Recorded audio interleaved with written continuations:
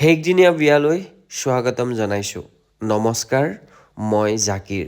ভাবিলোঁ আজি বিয়াখন ফিনিছ, তাকে লাষ্ট ভিডিঅ'টো বনাই আপোনালোকৰ আগত দি দিওঁ। আৰু এইফালে বিয়াবিলাকত মুৰব্বী মানুহবিলাক যেতিয়া বহি থাকে খুবেই ভাল লাগে, নহয় জানো? এইফালে টিকলিৰ বহুত ফূৰ্তি।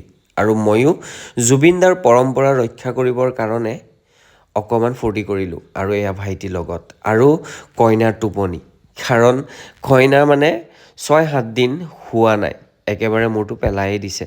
আৰু তেওঁলোকৰ নিকাহৰ যিটো ছিগনেচাৰ কৰা বুক, সেইখন খুব ধুনীয়াকৈ ভিডিঅ' কৰিব চেষ্টা কৰিছোঁ। দৰা আৰু কইনা আমাৰ পৰানো কি বিচাৰিব? ফটো আৰু ভিডিঅ' বিচাৰিব, নহয় জানো?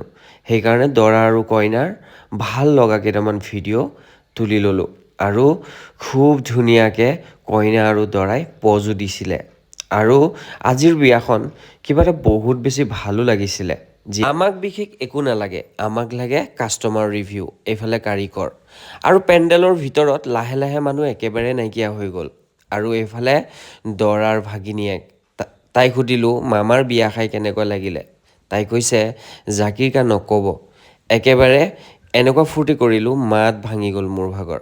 আৰু এইফালে কইনা, ভাবিলোঁ দুখনমান ফটো লওঁ।